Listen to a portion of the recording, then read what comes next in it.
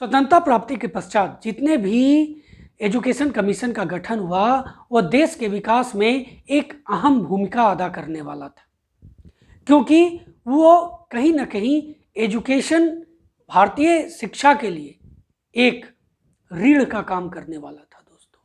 और इसकी शुरुआत राधा कृष्णन कमीशन से शुरू हो गई थी, यानी विश्वविद्यालय शिक्षा आयोग से इसकी शुरुआत हो चुकी थी।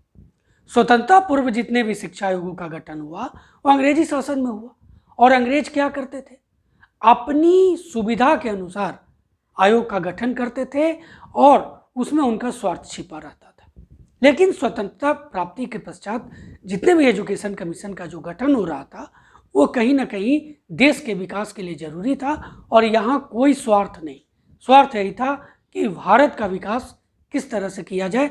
शिक्षा के मामले भारतीय जनता का एक उम्मीद भी थी दोस्तों कि स्वतंत्रता मिली है तो अब बहुत सारे विकास होंगे, बहुत सारे एक्सपेक्टेशन था भारतीय जनता को सरकार से, नई सरकार से, भारतीय सरकार से।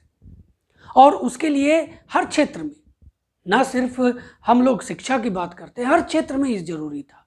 तो शिक्षा तो एक अहम कड़ी है किसी भी देश के विकास के लिए, और इसके कारण जरूरी था कि इसका बेहतर विकास किया जाए। और इसमें प्रथम कौन था, तो प्रथम था जो आयोग का गठन हुआ विश्वविद्यालय शिक्षा आयोग। तो विश्वविद्यालय शिक्षा आयोग का गठन हुआ 1948 में। राधाकृष्णन कमीशन इसे आप दूसरा नाम देते हैं। राधाकृष्णन कमेटी उच्च शिक्षा पर ध्यान केंद्रित किया था, उसने बहुत से उसमें सुधार करके उस पर कार्य जारी हो चुका था दोस्तों उनके सुझावों के आधार पर। लेकिन प्राथमिक शिक्षा पर भी कहीं ना कहीं ध्यान दिया जा रहा था, लेकिन कौन गौण था, गौण था माध्यमिक शिक्षा। और माध्यमिक शिक्षा पर ध्यान देना बहुत ही महत्वपूर्ण था और सरकार ने इस पर ध्यान भी दिया। भारत सरकार ने माध्यमिक शिक्षा की समीक्षा करने और उसके स्तर को ऊंचा उठाने के लिए उस पर सुझाव देने हेतु ताराचंद समिति का गठन किया दोस्तों। और इस समिति ने 1949 में अपना रिपोर्ट भी दिया, अपना सुझाव भी प्रस्तुत किया। लेकिन दोस्तों ये जो रिपोर्ट दिया था ताराचंद समिति ने, ये जो सुझाव प्रस्तुत किए थे वो उपयुक्त नहीं थे, वो पूर्ण नहीं थे, और ये माध्यमिक शिक्षा के लिए बेहतर नहीं हो सकता था, ये भी कहा जा सकता है। कहीं ना कहीं कुछ कमियां रह गई थी, इसलिए जरूरी था कि इस स्तर को ऊंचा उठाया जाए, इस पर ध्यान केंद्रित किया जाए। केंद्रीय शिक्षा सलाहकार बोर्ड यानी सेंट्रल एजुकेशन एडवाइजरी बोर्ड ने 1951 ईस्वी में दोस्तों भारत सरकार के सामने एक नए शिक्षा आयोग, किसके लिए, माध्यमिक शिक्षा के लिए आयोग के गठन का प्रस्ताव रखा। सरकार ने एडवाइजरी बोर्ड की बातों को समझा, माना, और 23 सितंबर 1952 ईस्वी को मद्रास यूनिवर्सिटी के जो तात्कालिक कुलपति थे डॉक्टर लक्ष्मण स्वामी मुदालियर, उनकी अध्यक्षता में माध्यमिक शिक्षा आयोग का गठन किया गया दोस्तों। इस आयोग के, इसके अध्यक्ष के नाम पर ही इसे मुदालियर आयोग भी कहते हैं। तो आपने देखा कि स्वतंत्रता प्राप्ति के पश्चात माध्यमिक शिक्षा आयोग के गठन की आवश्यकता क्यों थी और सरकार ने क्यों माना कि इसका गठन करना जरूरी है। और दोस्तों 23 सितंबर 1952 को डॉक्टर लक्ष्मण स्वामी मुदालियर के अध्यक्षता में इसका गठन किया गया। दोस्तों अब जो मैं इस वीडियो में आगे बताने जा रहा हूँ उस पर मैं प्रकाश डालता हूँ, वो है कि मुदालियर आयोग के अन्य सदस्य कौन कौन थे, मुदालियर आयोग के कार्य क्षेत्र क्या थे, किन किन क्षेत्रों पर इसने काम किया, साथ ही दोस्तों इसके क्या उद्देश्य निर्धारित किए गए। दोस्तों मैं जो सबसे महत्वपूर्ण बात जिससे ज़्यादा क्वेश्चंस आते हैं, सभी चीज़ों से क्वेश्चंस आते हैं, सुझाव से बहुत ज़्यादा क्वेश्चंस एग्जामिनेशन में पूछे जाते हैं, और ये बीएड से संबंधित चैप्टर है दोस्तों, और इसलिए ये बहुत ही इंपॉर्टेंट हो जाता है। तो आपको सुझाव बहुत ध्यान से देखने चाहिए और इसके बारे में मैं एक एक करके आपके सामने रखूँगा। वीडियो थोड़ा बड़ा हो लेकिन अगर सभी जानकारी उसमें हासिल हो तो ज़रूर देखना चाहिए। इस आयोग के अन्य सदस्य थे doctor KL. Shrimali, doctor KG. Saiyidain, Shrimati Hansa Mehta, Shri John Christ और श्री केनेथ एस्ट विलियम्स। ये दोस्तों ये सभी इस यानी मुदालियर आयोग यानी माध्यमिक शिक्षा आयोग के अन्य सदस्य थे। दोस्तों अब जो मैं आपको बताने जा रहा हूं कि माध्यमिक शिक्षा आयोग के उद्देश्य और कार्यक्षेत्र क्या थे। दोस्तों सेकेंडरी एजुकेशन कमीशन यानी मुदालियर कमीशन के निर्माण के उद्देश्य एवं कार्यक्षेत्र पर बात करते हैं। तो इसमें पहला है कि भारत के सभी राज्यों में माध्यमिक स्तर पर छात्र अनुशासन, किसी भी एजुकेशन को सुधारने का सबसे जो प्रथम काम किसी भी आयोग के लिए क्या था, छात्र के अनुशासन को देखना। तो छात्र अनुशासन की समीक्षा करना और अगर उसमें सुधार की आवश्यकता है तो सुधार कैसे होगा इसके लिए सुझाव देना।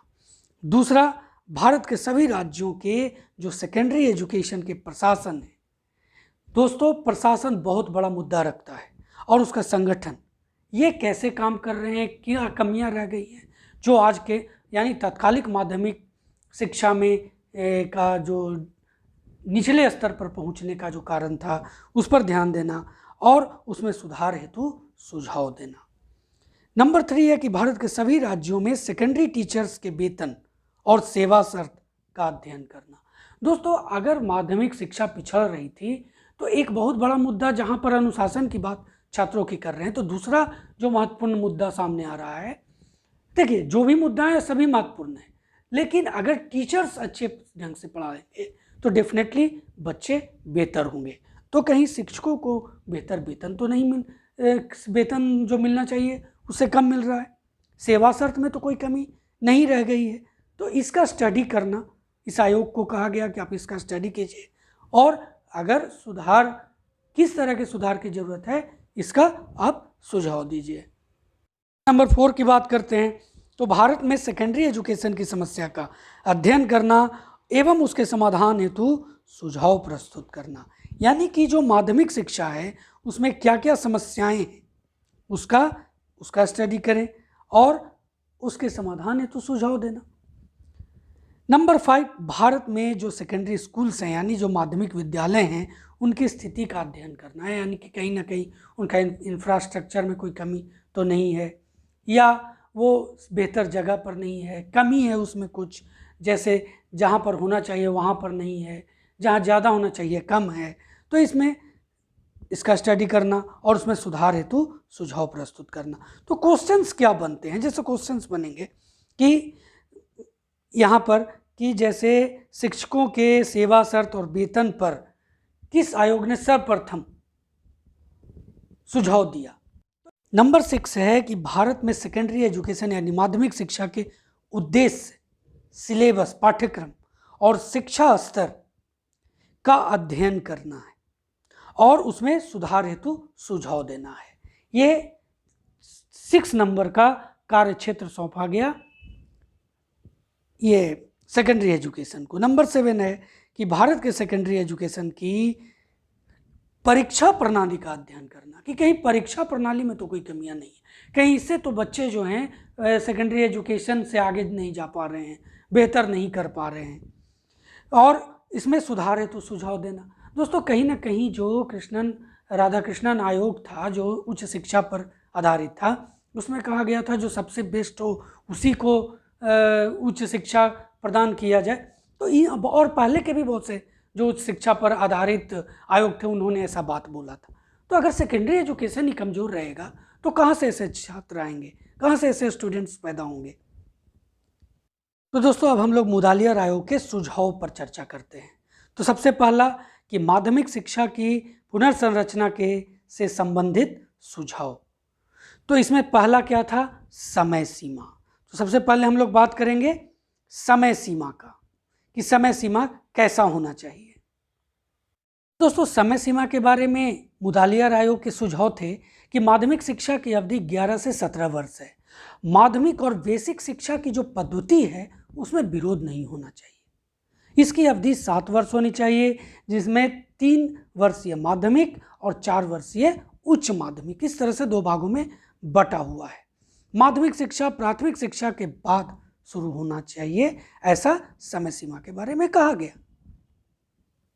दोस्तों, मुदालियार आयोग ने सेकेंडरी एजुकेशन की पुनर्संरचना से संबंधित जो दूसरा सुझाव दिया वो 3 वर्षीय डिग्री कोर्स करने का, यानी आयोग ने इंटरमीडिएट स्तर को समाप्त करने की बात कही। 11 वर्ष की हायर सेकेंडरी और 3 वर्ष के डिग्री पाठ्यक्रमों की व्यवस्था का सुझाव दिया, यानी इंटरमीडिएट को समाप्त करने की बात कही थी। ये क्वेश्चन भी आ सकता है कि इंटरमीडिएट स्तर को समाप्त करने की बात किस शिक्षा आयोग में कही गई थी, तो इसका आंसर होगा मुदालियार आयोग। तो मुदालियार आयोग का जो सेकेंडरी एजुकेशन की पुनर्संरचना से संबंधित तीसरा नंबर का जो सुझाव था वो है सिलेबस की विभिन्नताएं।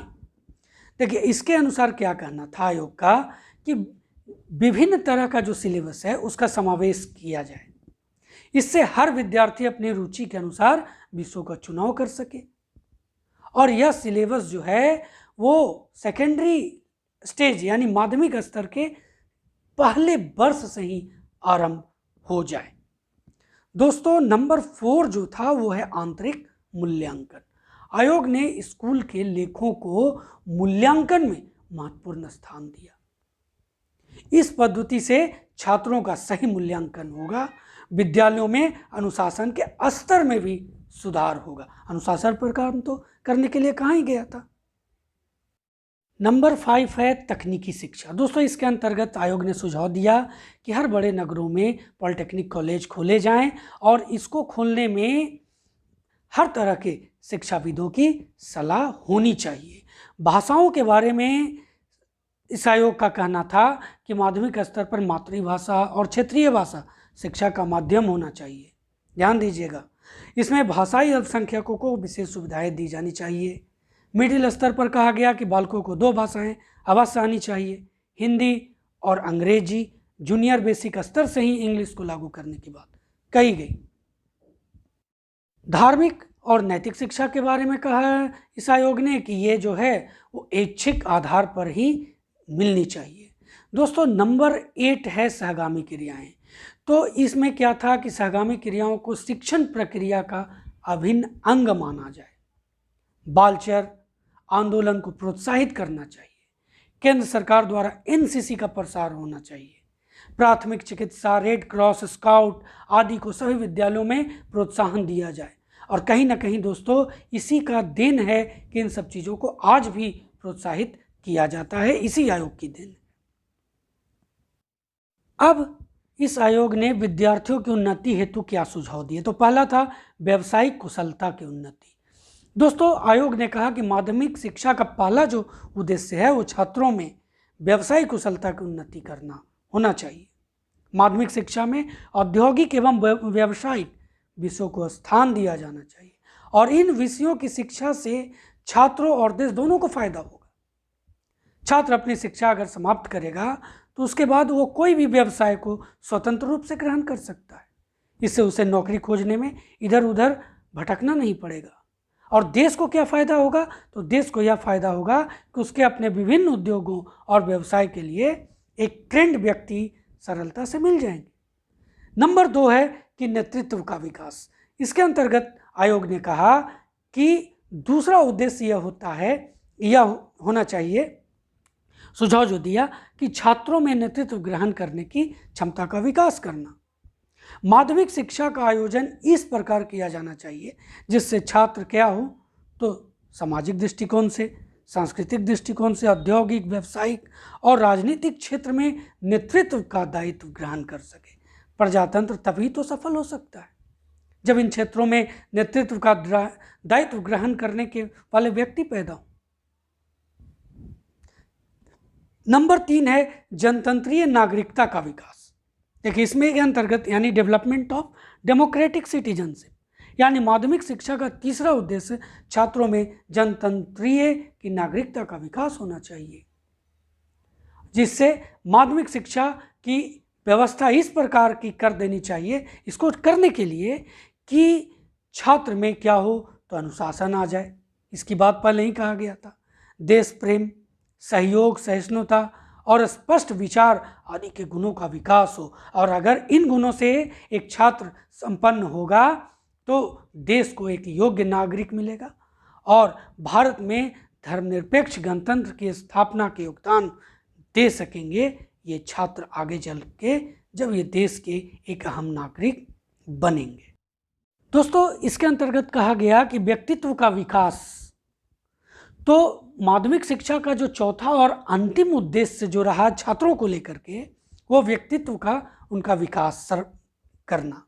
इसमें माध्यमिक शिक्षा का संगठन इस प्रकार किया जाना चाहिए जिसे छात्रों का साहित्यिक, सांस्कृतिक एवं कलात्मक विकास के साथ अपनी सांस्कृतिक विरासत के महत्व को समझ सके, उसकी वृद्धि में योगदान दे सके।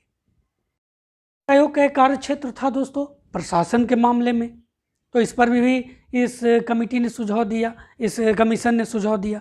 इसमें केंद्रीय शिक्षा सलाहकार बोर्ड की तरह प्रांतीय शिक्षा सलाहकार बोर्ड की स्थापना की जाए जो राज्यों को शिक्षा के संदर्भ में सलाह प्रदान करे। जैसे पहले किया था सेंट्रल एजुकेशन एडवाइजरी बोर्ड था, उसी तरह से स्टेट एजुकेशन एडवाइजरी बोर्ड होना चाहिए। जिन प्रांतों में अभी तक माध्यमिक शिक्षा बोर्ड का गठन नहीं किया गया उसमें इसका गठन किया जाए। तकनीकी शिक्षा के लिए सभी प्रांतों में तकनीकी शिक्षा बोर्ड की स्थापना की जाए। दोस्तों, ये जो थे ये कमीशन का प्रशासन के संबंध में सुझाव था। इससे क्या होगा, इससे फायदे के बारे में जब बात करें तो इससे क्या होगा कि जो जब स्टेट लेवल पर कोई प्रशासन काम करेगा तो उसके विकास में वो एक अहम योगदान दे सकता है। तो सबसे अंत में बात करेंगे वित्त व्यवस्था संबंधी सुझाव भी इस आयोग ने दिए थे। इसमें पहला था सरकार सेकेंडरी स्कूल के निर्माण के लिए भूमि की व्यवस्था निःशुल्क करे, यानी कि कहीं भी अगर आपको विद्यालय की स्थापना करना है या उसके लिए कोई खेल क्षेत्र यानी कि खेल का मैदान का भी व्यवस्था करना है तो ये निःशुल्क हो। सेकेंडरी एजुकेशन में तकनीकी शिक्षा की व्यवस्था के लिए उद्योगों पर टैक्स लगाया जाए।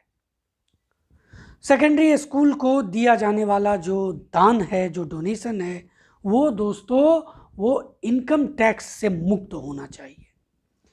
प्रांतीय सरकार को माध्यमिक शिक्षा पर निर्णय लेने के पूर्ण अधिकार होने चाहिए, ना कि सिर्फ सेंट्रल जो उस समय लेती थी शुरुआत में, अब वो प्रांतों को देने की बात तो लगातार ये आयोग कह रहा था।